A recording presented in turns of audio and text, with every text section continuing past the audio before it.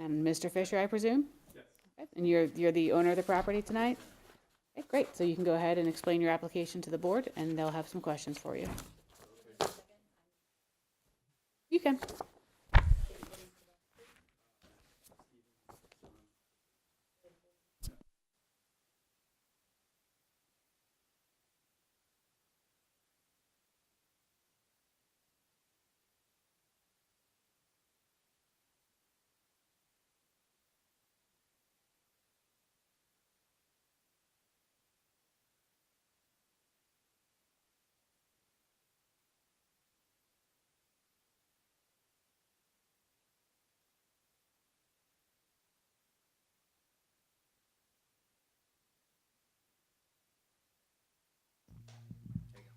Hey, we retired recently.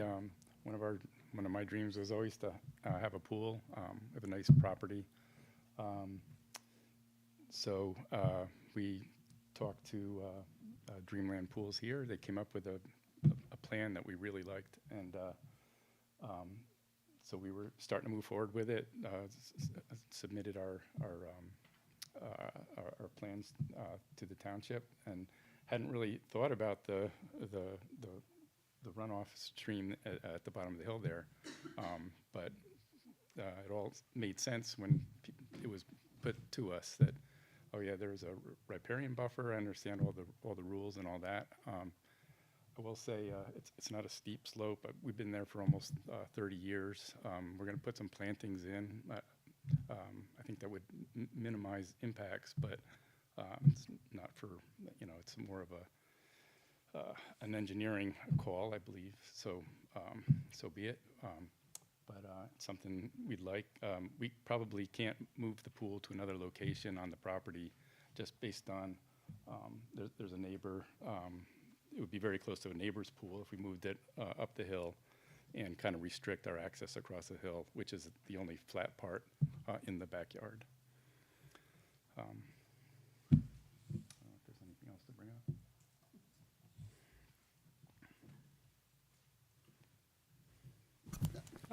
Can I ask, can you kind of indicate in a general way the property lines that you have here in terms of where your neighbors are? And Yeah. Could you just take the microphone with you, Mr. Oh, sorry.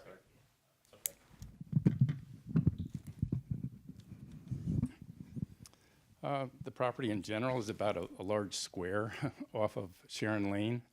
So we have a barn here where you kind of see some, it's not real clear, but you can kind of see the greenery here.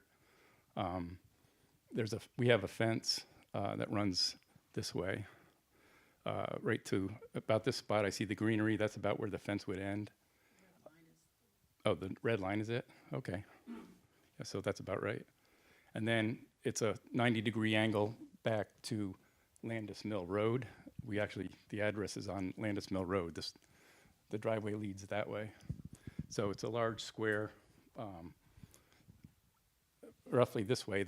It cuts across here. So this runoff stream is all of this part would be on our property also. okay, thank you. In the past, have you had any issues with like flooding or wet areas in your on your property that you utilize? I can't tell the topography of the land. I know you said that there's a slope or something. Now, actually, the property is extremely old. It goes back to the 1800s, the house. Okay.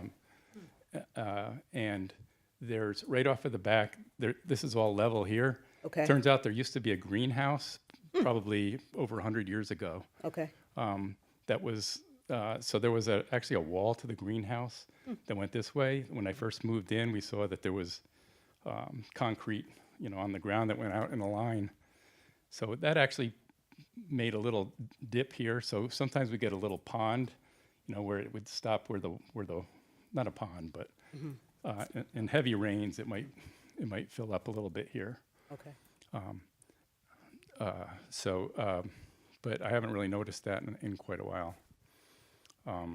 Actually, and the flow does go more this way, which I guess that makes sense. It'd be straight down toward the stream.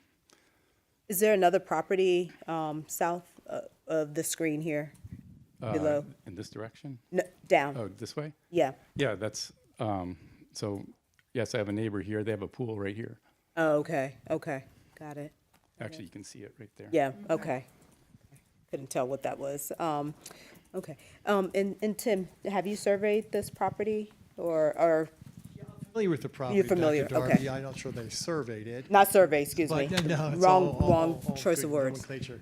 But I guess, the goal and the purpose of the riparian corridor buffer is to assure the community that folks aren't just arbitrarily having adverse impact on our streams and waterways. And I don't know that this particular application has enough earth moving or enough grade change or enough impact to be a concern. I think if the board were so inclined to favorably act on the conditional use application request, that perhaps some additional vegetation along that top of bank to prevent erosion and to make sure that the water is filtered before it gets to the stream might be appropriate. So on the exhibit, as that channel is to the left side of the page, so something just above where that top of bank occurs on that water course, just to make sure that we're not having some, erosion taking place due to the runoff from the pool. I will say right now, it's a large group of forsythia that's growing there. Perfect. And where's the line for the riparian buffer? And, Let me jump in there. Yeah. The plan shows that the edge of water is approximately 65 feet from the stream channel. It's a little bit imprecise on the plan as to whether that's the top of bank or the center of the thing, but it's approximately 60 feet away at its closest point. Our riparian corridor has a combined limit of 90 feet, so it's that 25 feet that's really the issue. So it's close but not getting there, so that's really the issue.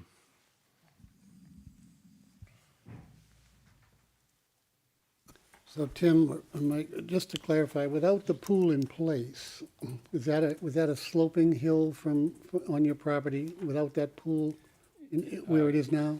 Yes, I will say,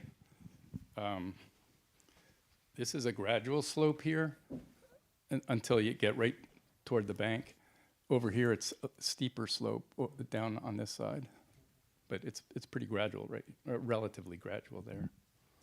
So to accommodate that slope, would your plan be to have say the right side of the pool be partially below grade, meaning that the pool's gonna be flat, so you're gonna have to cut into the slope somehow, either to elevate the pool or to reduce it on one side? On the uphill side, it's cut down. Yeah, would you just for familiarity, Yeah. Yes, it's Brian, sorry, Brian Joseph Miller. Miller, yeah, BRIAN JOSEPHMILLER.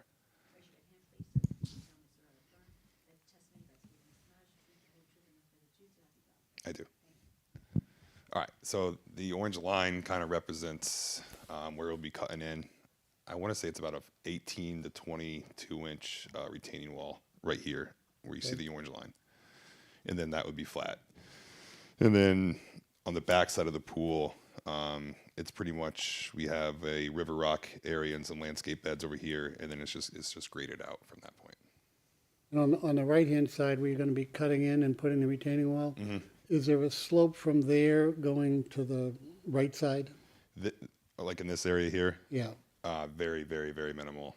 okay, so that's basically flat land next to, okay. Correct. So there isn't a lot of water flowing from the right-hand side of the pool, without the pool there isn't a lot of water moving along that slope? That's true. Okay, thank you.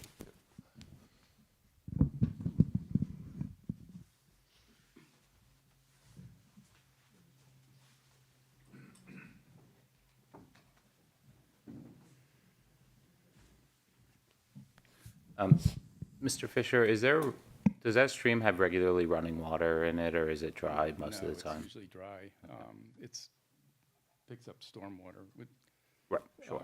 But It's not It's dry right now. it's not a free-flowing waterway. And then, Tim, a question for you. With this proposed plan, would this, and not only the size of the proposed plan, but also the proximity to the stream, would this invoke any DEP or NPDES requirements? Good question, but I do not believe it would. Since we're not encroaching on that waterway, there'd be no DEP regulation. In fact, the township, with regard to riparian corridor, is more rigorous than DEP regulations in this instance. And no, not disturbing more than an acre, so we would not need NPDES permit. But obviously, Mr. Fisher, if there were any other agency approvals required, you understand you'd be responsible for obtaining those. Yeah, I understand.